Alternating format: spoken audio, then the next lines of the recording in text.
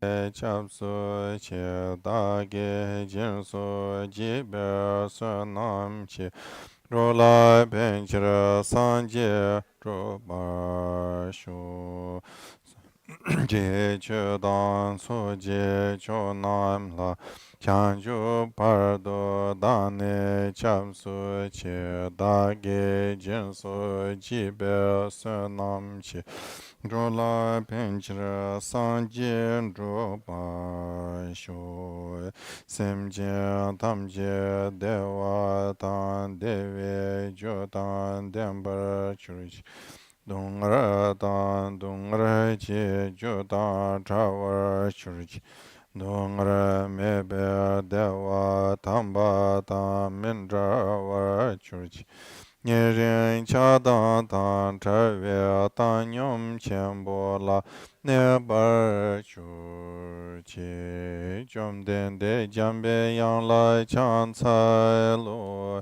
kange lo dren dim nye dren dren nye dara nam da ram sar ve chi nye tun gun chi shen si chi ni che to kara le bam Kanda sibe tsara mari muntama dungara chesere ve rozo kun la puchi tarse yen la chuchu yang den song. Chudara che ro nyamo nyelong leche cha ro drze che mari musere dungara nyugu chenye chunze rajan. Dene dajen sachu tarsun yun dene luzo gerse tubu ku chucha shutan chuni jenze dalu musirin jambe yang la du. Zeden chuje chenra vusir che dalu demu mumba rapsaran. Kadan denju shunlu toba ye lo zhu bobe nawa tsar du sar.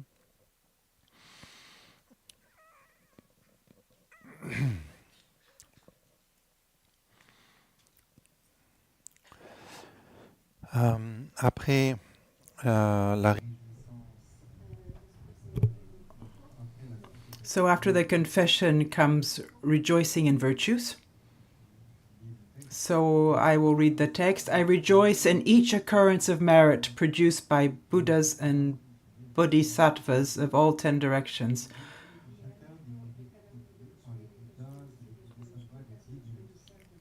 by pratyeka Buddhas, by those training on the path, by arhats beyond training, and by every single being.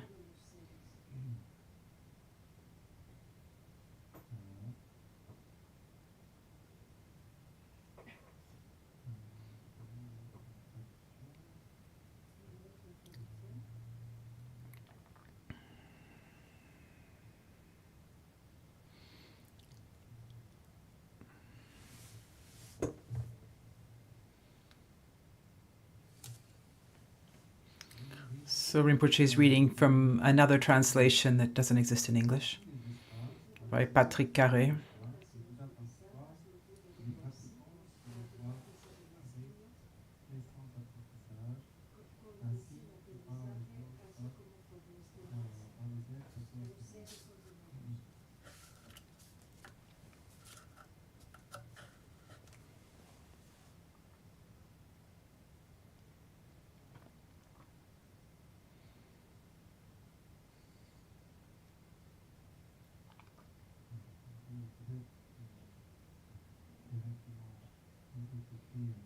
So let's go directly to the prose commentary of the sutra. So the Bodhisattva Samantabadhra. Then, noble sons, there is what we call rejoicing about the merits of others. For this, you have to tell yourself that you rejoice for all the roots of virtue that are as numerous as the atoms of the past, present, and future universes that occupy all the regions of space until its end and up to the absolute dimension. The Buddhas that came started by generating the enlightened mind.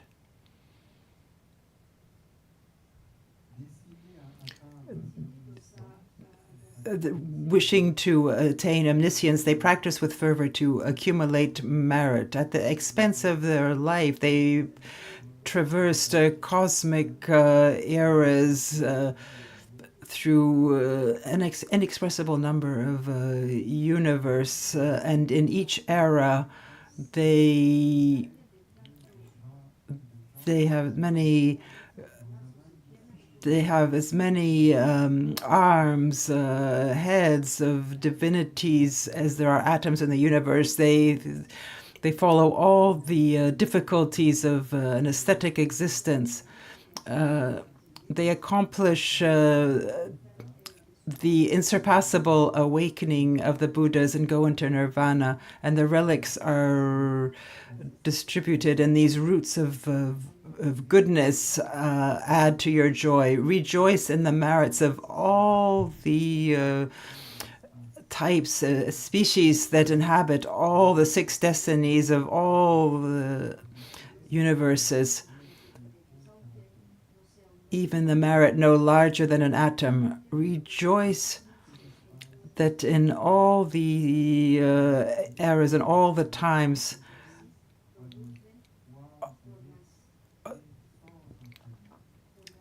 that are produced by the Buddhas with and without training. Rejoice of the huge merit that submit themselves to an aesthetic. Sorry. And so, if the joy of all these merits will have no end. It will pursue from instant to instant without interruption, without ever your body, speech, and mind tiring of this. Then, noble sons,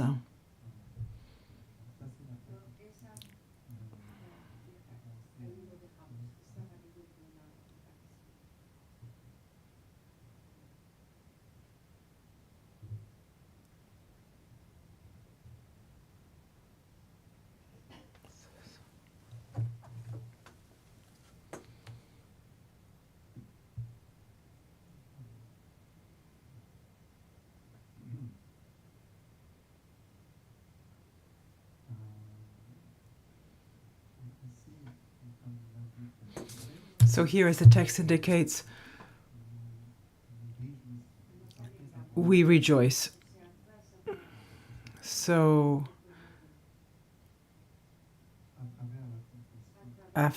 through confession, having purified our negative dispositions in front of the Master, after having turned away from ignorance and from negative afflictions, everything that's a source of suffering for oneself and for others. Now we will accumulate dispositions that will take us towards enlightenment, that we call merit, by rejoicing of other merits. So instead of feeling any kind of rivalry, jealousy, we feel joy. Joy. This is contentment. It's not joy in the sense of excitement that makes us, scream and jump like when our football team wins. It's not that kind of joy. It's the joy that's characterized by calmness, serenity, contentment. It implies that we appreciate. And through this appreciation, we take part in the 5 virtues accomplished by others. So by this rejoicing, by this contentment that we feel when we see the accomplishments of Buddhas and Bodhisattvas, we will acquire great merit, similar to the merit accumulated by the Buddhas and Bodhisattvas. So here, through the 10 directions, across the 10 directions, we think of the Buddhas that are in the 10 directions, but also the Bodhisattvas. and also the Pratyeka Buddhas, and to the Shravakas, the auditors, those who have entered the current, those who have come back, those who won't come back, those who are beyond training, the Arhat. We think of all these beings who are, we could say, accomplished or accomplishing enlightenment, or the liberation from conditioned existence. So to clarify some of this point,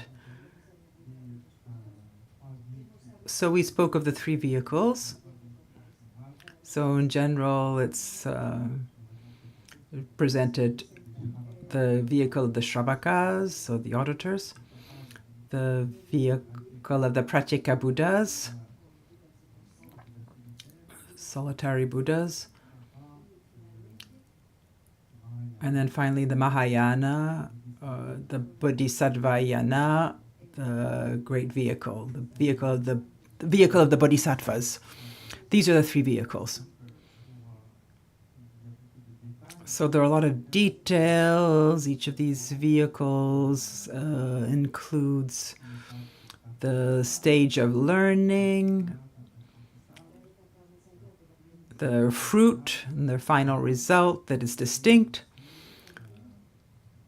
And also for each we can talk about 5 paths.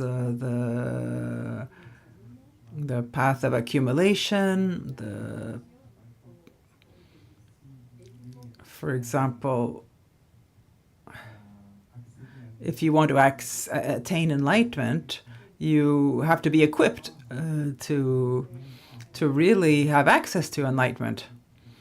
You have to equip yourself with the knowledge, with merit, with all the favorable dispositions that enable us to progress towards enlightenment. So this first part of the path,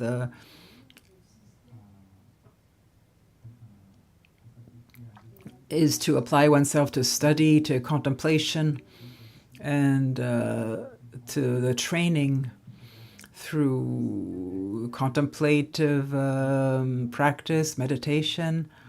And as our meditative, contemplative practice stabilizes itself, you enter into the path of junction, the path of vision, where wisdom is actualized, and the path of training, and then the path beyond training, which means the obtention of the fruit.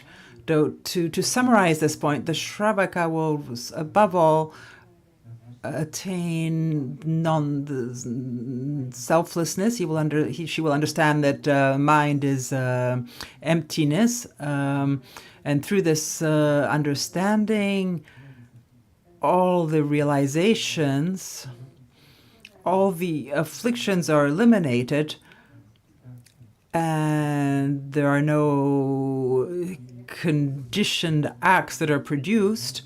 And when the residues of past acts are extinguished and don't produce any karma, they are liberated from the cycle, or the cycle of the chain of conditioned existence. He's liberated from that, and they're above suffering. That is nirvana. The Pratyeka Buddha, his realization is slightly different. The Shravaka and Pratyeka realization, we call it the state of Arhat. This means those who have vanquished their enemies. In the stream of their beings, what maintains them in the samsara, they have vanquished this. So that's the fruit. So the Pratyeka Buddha observes in an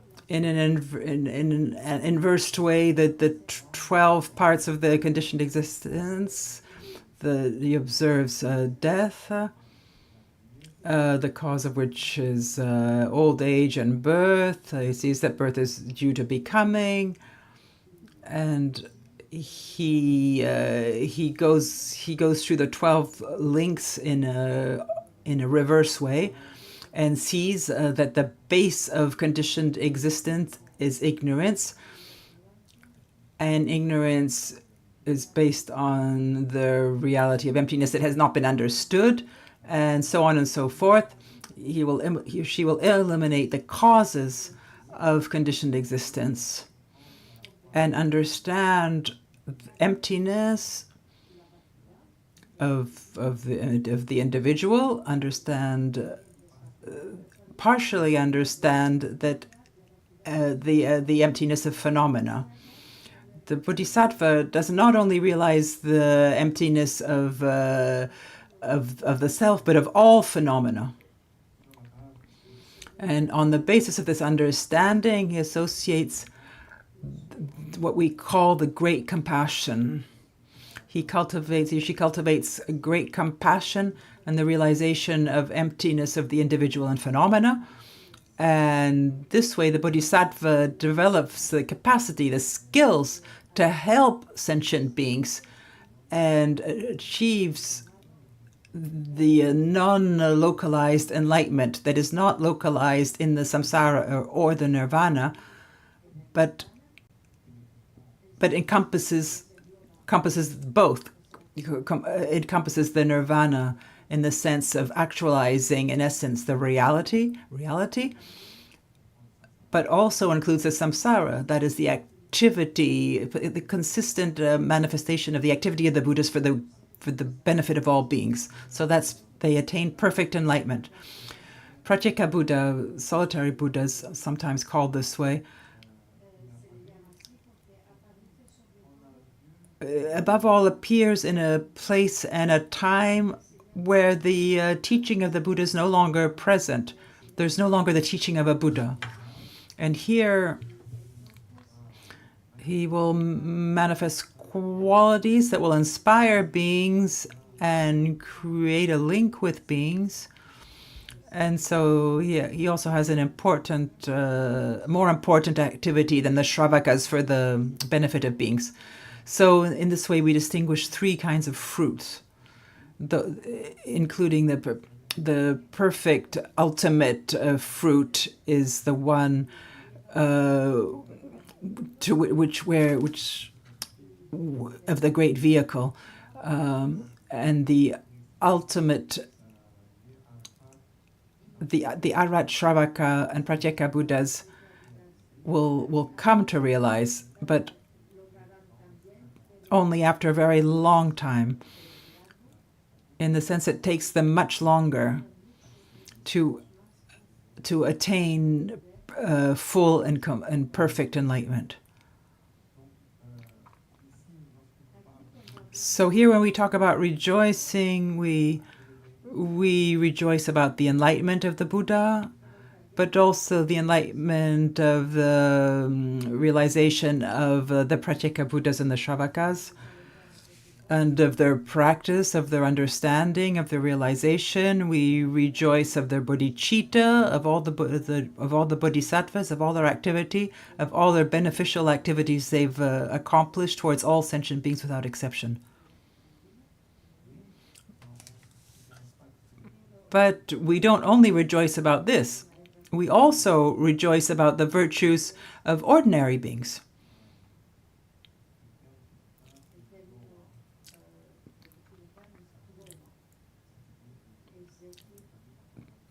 Sometimes it's translated as migrants. Droa is translated as migrants because they err in the different destinies of samsara, ordinary beings.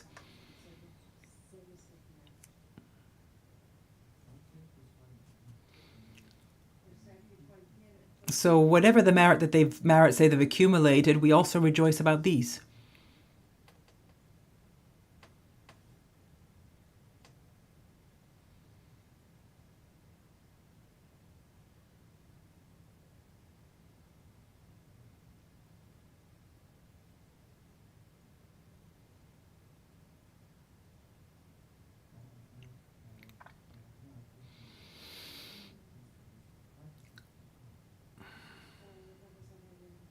So I'm going to come back to the text of the sutra. So in the text that we just read,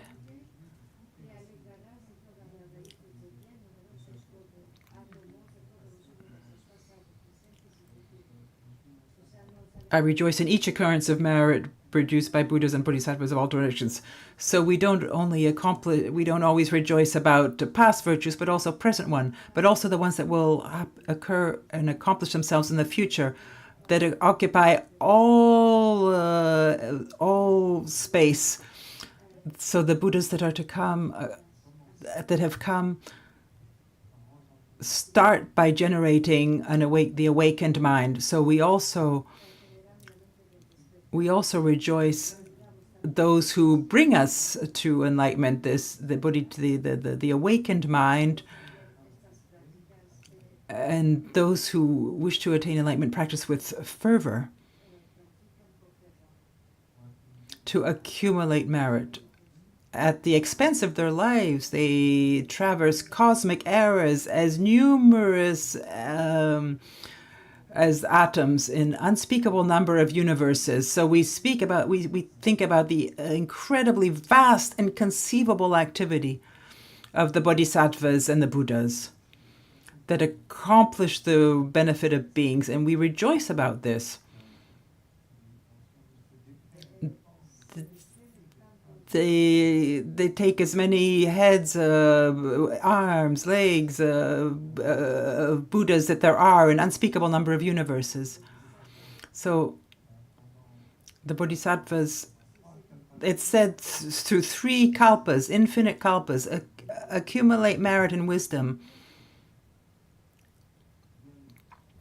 that they continuously come to help the sentient beings. And by doing this, they do it at the expense of their own being.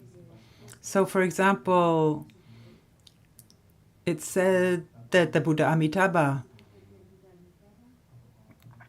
had made a certain number of wishes before becoming the Buddha Amitabha. In particular, he had wished to produce the pure land of Sukhavati, among others.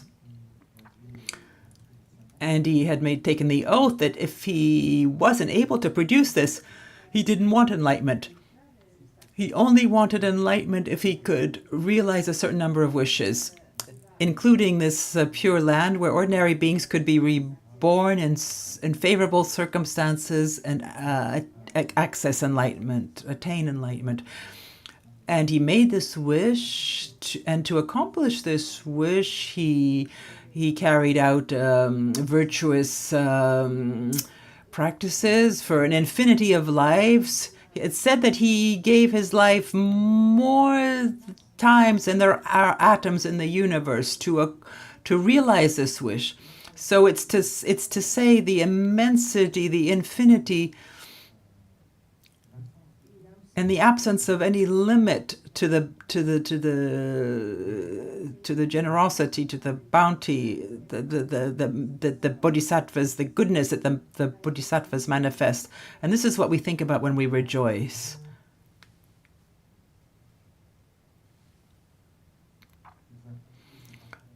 They carry out, and sometimes with the transcendent virtues, then they attain the insurpassable enlightenment of the Buddhas, and we also rejoice about their activity to have attained enlightenment, but also to have manifested as an enlightened being, to have taught, to have helped sentient beings, and in the end, to have entered parinirvana, having left relics. The relics are at once the teachings, but also the relics of their bodies that are like jewels that accomplish the wishes of all beings.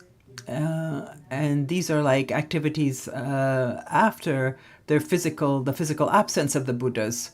His activity continues. So we rejoice about this.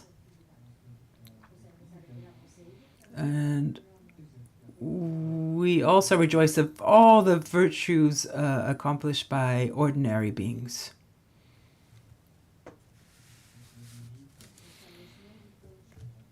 So the merits, what is cause for merit, what is not merit, what are acts that are the karmic result of the training and contemplation, but also the merits associated with wisdom. So towards everything that's virtuous, we rejoice.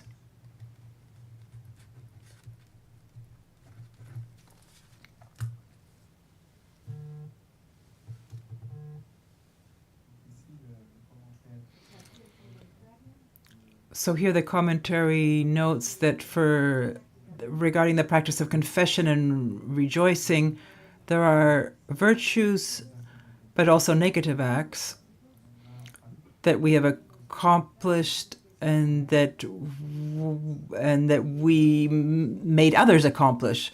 For example, before, when it was non-virtuous, when we speak about non-virtuous acts, we turn away from everything that's non-virtuous. We feel regret, remorse towards these acts that we carried out, but also that we made others commit.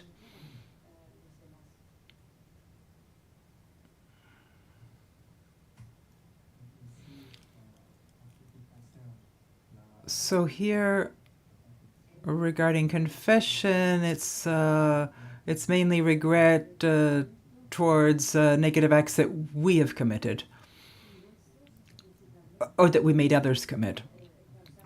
When we talk about rejoicing, we can rejoice about one's own virtues.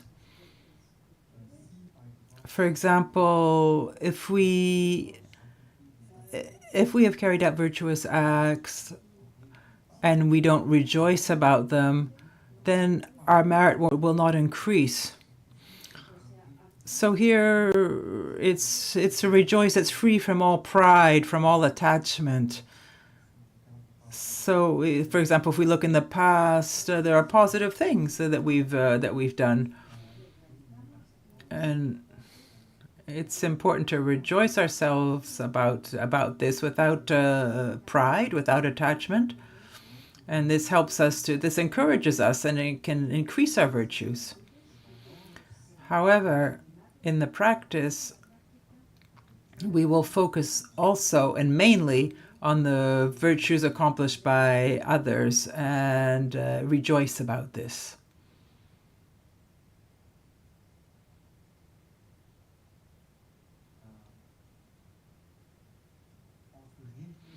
By rejoicing about the virtues of others, we don't take away the virtue of others. But without having accomplished these virtues ourselves, we still obtain the benefits. So that's why the power of rejoicing is extraordinary. That is, that it's said that if someone has accomplished a positive act, we obtain the same merit if we rejoice about it. It also works for negative acts. Be careful.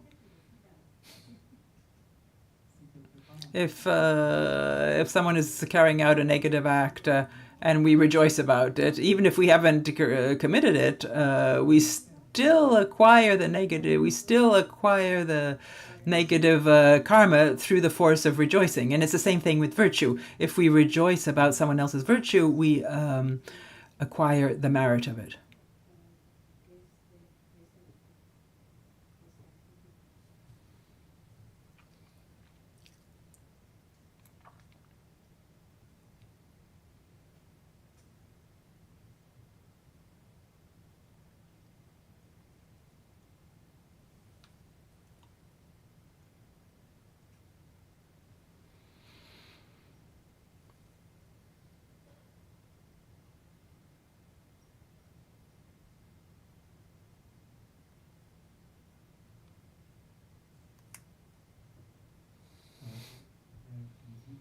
So it's said that a bodhisattva, for example,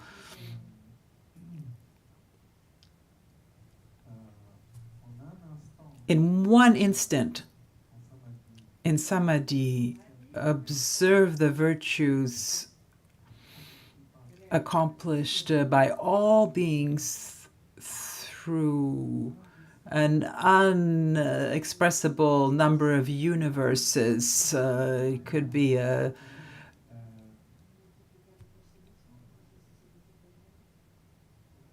exponential, like it could be exponential number of times and simultaneously in one instant through his rejoicing acquire these qualities, these virtues.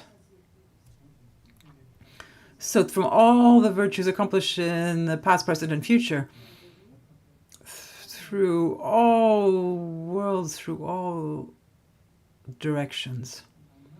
So in one instant, in 1 second in a way, very short, the bodhisattva, through the power of the samadhi, that is through the power of stability, the immobility, the stillness of the mind, and who observes the virtue of all sentient beings through the 3 times in all directions in 1 instant, in 1 second, accomplishes the merits of all these times. So in the text we saw we don't only rejoice about the virtues of humans, but all destinies. We talked about the 4 different forms of birth. By a matrix, through heat, through emanation, miraculous in a way. The 4 types of birth described in the Abhidharmas. And for example, in the world of form and non-form, birth would happen in a miraculous way, and the same thing in the Pure Land of Sukhavati. So whatever the form of being, we saw the Kama Dhatu and the beings in the world of desire, in the realm of desire. In this realm, their mind is agitated. They don't have any sense of contemplation. They don't have a stability. They don't have any stability in mind. In the world of form and without form, these realms are characterized by a certain degree of stability of mind. So we think of the merit of all these different classes of beings.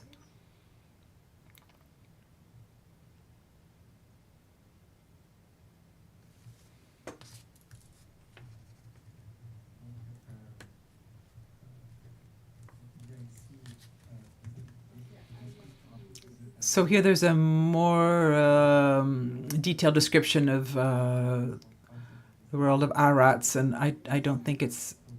I think it's a lot of detail. I won't go into it in the commentary. But those who have partially abandoned causes and conditions of rebirth in the samsara, those who have abandoned them completely, those who have accomplished their respective fruits entirely, the Shravakas, Pratyeka, Buddhas, Bodhisattvas. These are all the objects of rejoicing. We also rejoice of the Bodhisattva, of their vast activity, of their accomplishments. So those are the objects of rejoicing in a summarized way. If you need any clarifications or questions, please go ahead.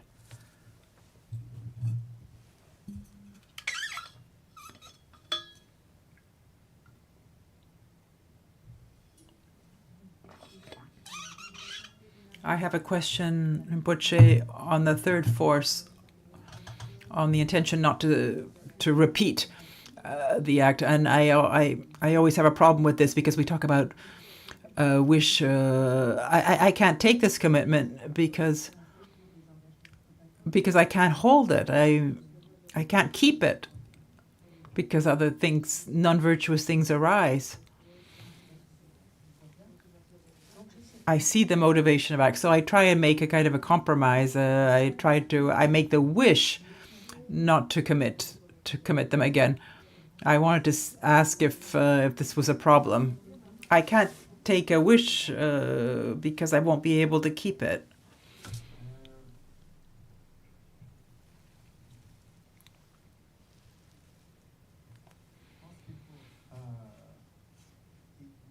I think you have to sharpen one's understanding of negative acts. Because sometimes we say, we don't know exactly what a negative act is or not. That's why we're afraid. Maybe I'll commit it in spite of everything. If we really know what a negative act is, and if we know it's fundamentally harmful, we really won't know. We really won't want to commit a negative act. We really won't want to.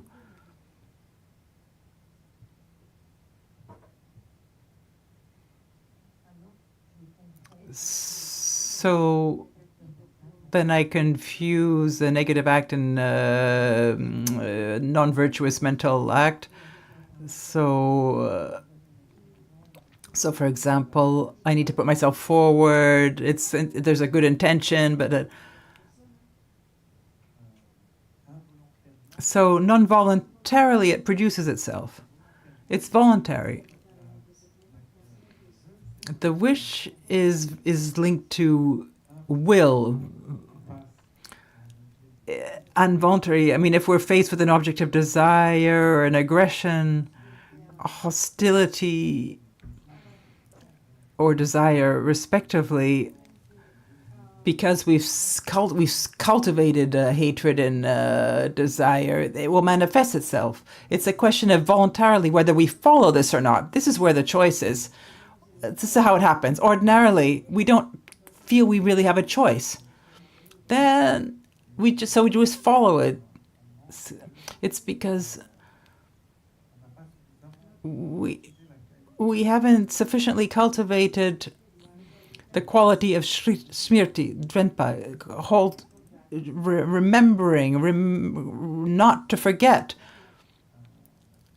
the awareness of the negativity of non-virtuous acts, and in particular of afflictions. If we remind ourselves of this, if we don't forget, if we've really studied it, if we've really thought, if we've really analyzed it, it's not just, the desire, a master said the desire isn't good and desire comes up and I follow it, but I remember the master said it was bad. That's not it. So we're confronted by some kind of tension. I feel I want to follow desire, but the master said it wasn't good, so I'm not good. So I'm guilty, but I'll do it anyway.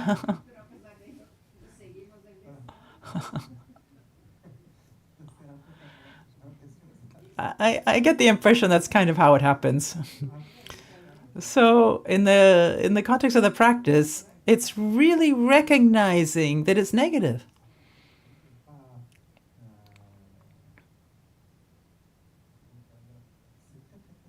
It's very, very, very clear with hatred.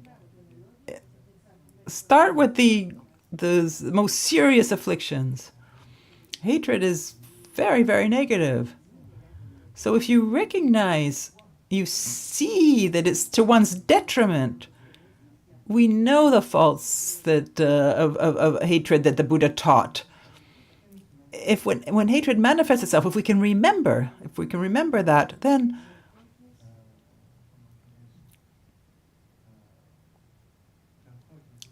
we can have some will, because we remember.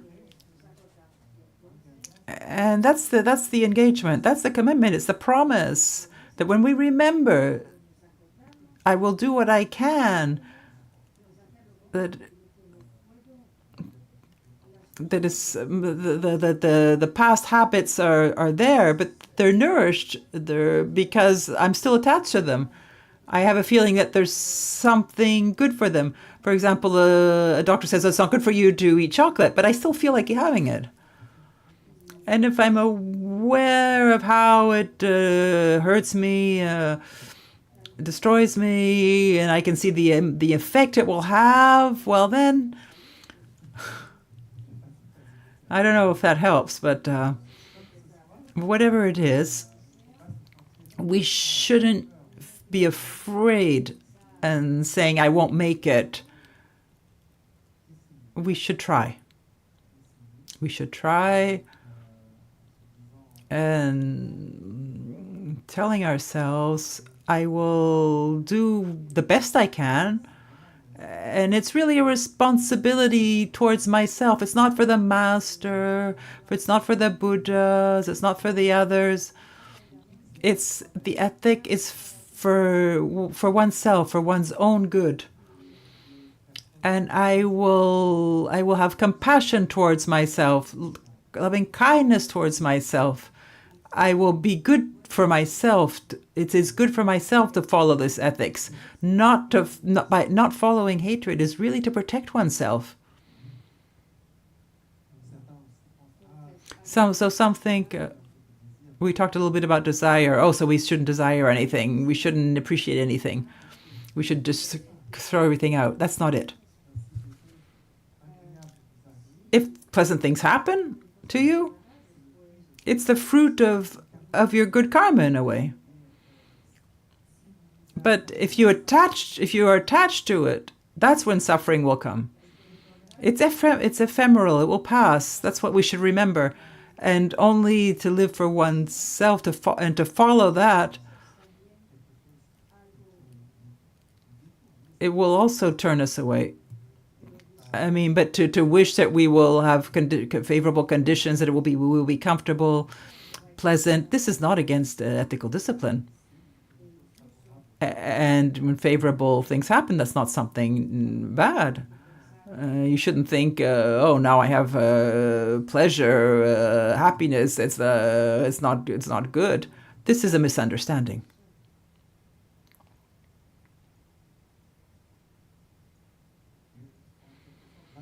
And in a way, the attachment to pleasure is what's most difficult to abandon.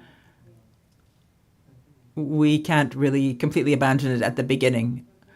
But at least protect oneself from hatred, to have some moderation, to have some contentment.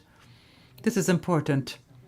The oath here is to, I will perpetually keep in mind the negativity of the afflictions and really deepen the understanding of this. You remember the teaching, listen is to receive the information, but then you have to think. So you observe through ourselves, the faults of the afflictions. And when we see and we realize these, when we see these, we make making the promises not difficult. For example, if I realize that this glass here there's poison in here, well, I'll have no wish to make the wish to drink poison. It's nearly tautological. It comes with it.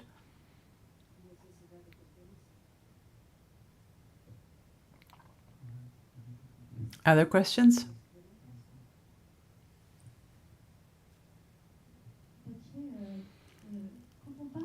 Rinpoche, when we speak with the Buddhas on each atom of the universe, I have a question.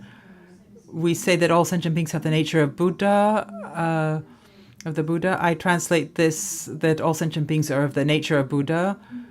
Why only sentient beings that are the nature of Buddha?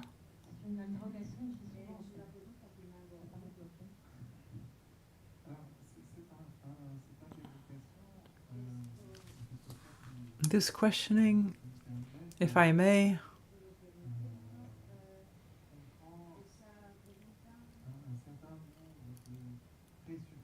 includes a number of assumptions that there are sentient beings and, on the other hand, non-sentient beings.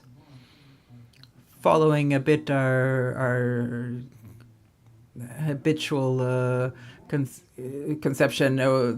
There's the building, there's the furniture that's not sentient, not sensitive, and then there's the people inside it who are. So another angle, part of this question, another assumption is that the nature of Buddha, the Buddha nature,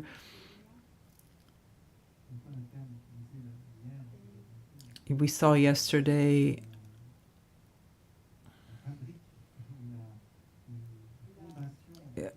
the foundation of all reality, as if it's a substantial element.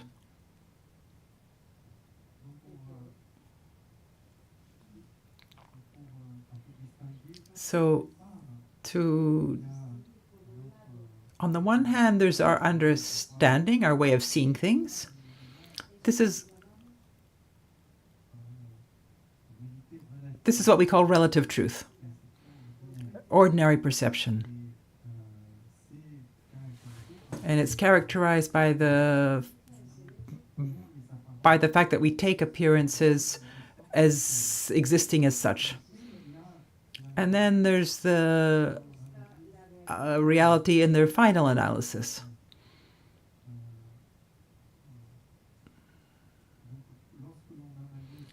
When we analyze reality, we find no being or non-being, etc., as we saw through the analysis that we find in the Great Vehicle, in the Madhyamaka in particular. We don't find this fabrication. So in that sense, we can't find a sentient being who would be substantially distinct from a non-sentient being who would be on the other side and substantially separated. But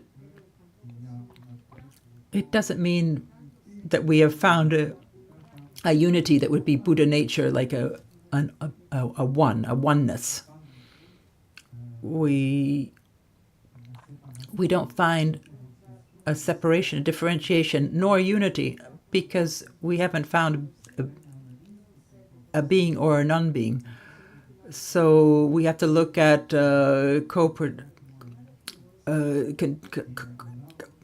conditioned co-production. And so here, there is no grasping that can apply. And this is reality. This is when we use the term Buddha nature, it's not to designate like a substrate, a substantial substrate. It's to say that all phenomena, our mind is fundamentally free from conditioning ultimately, because appearances don't exist in and of themselves, even when they appear. But we don't see this. So naturally they're nirvana. All phenomena are naturally pure. All beings are naturally pure. So the reality of our mind is fundamentally free. And this is how Buddhahood is simply our reality. And reaching enlightenment is nothing other than actualizing this reality. It's not about producing, about creating. It's not an other. It's not a God. So when we speak about Buddha nature, we underline our capacity to be awakened, because being awakened is our reality.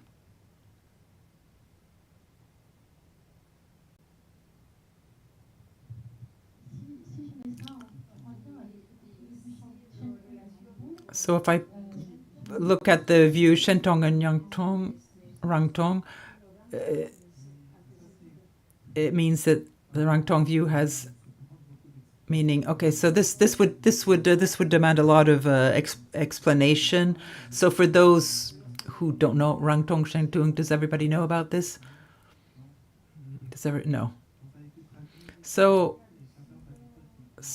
there are different translations. Intrinsic and extrinsic truth. There's different translations.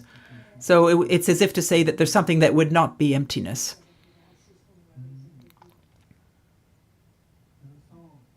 Without going into too much detail, into the debate on this subject and the details.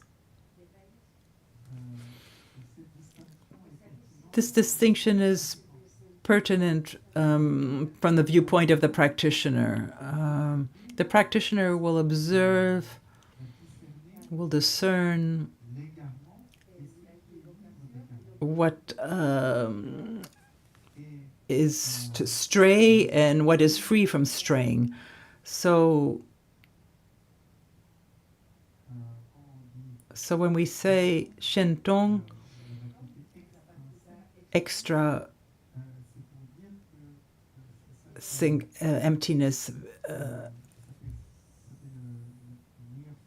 extrinsic, we should see it from the point of view of the practitioner who observes illusion and sees the emptiness of this illusion, but at the same time he observes what is free from illusion. But what is free from illusion is also emptiness. But the practitioner discerns what is illusion, what is emptiness, that doesn't correspond to anything. There's nothing behind it. So it's the appearance is void of its truth. But the truth is not void of truth. The truth is the truth as it is. But understanding this truth is not to find a substance that you can reify. It's not an ordinary way of grasping. So we can go from intrinsic reality that everything is emptiness.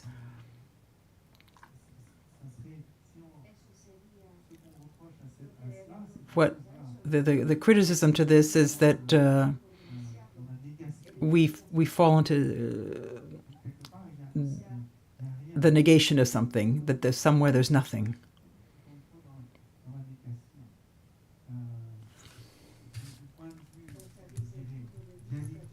So from a dialectical viewpoint, if we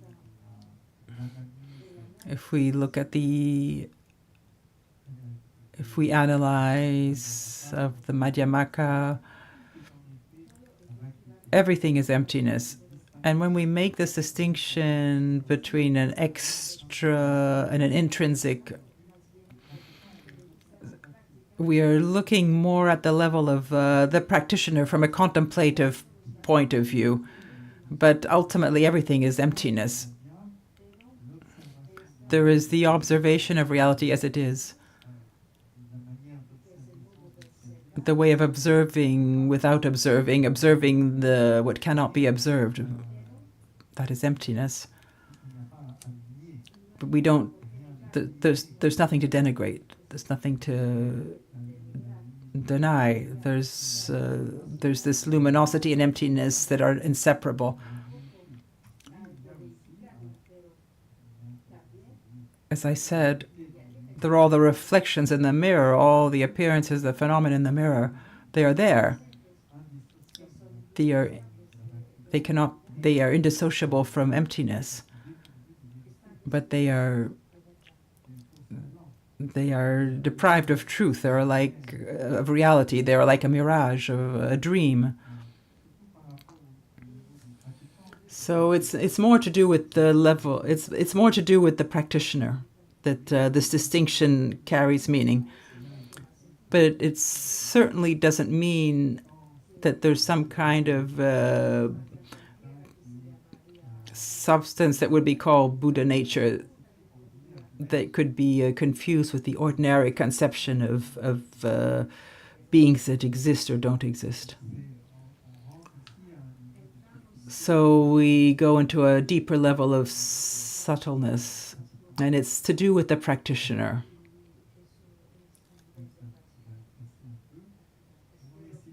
Thank you very much for your attention, and we see each other at 3 p.m.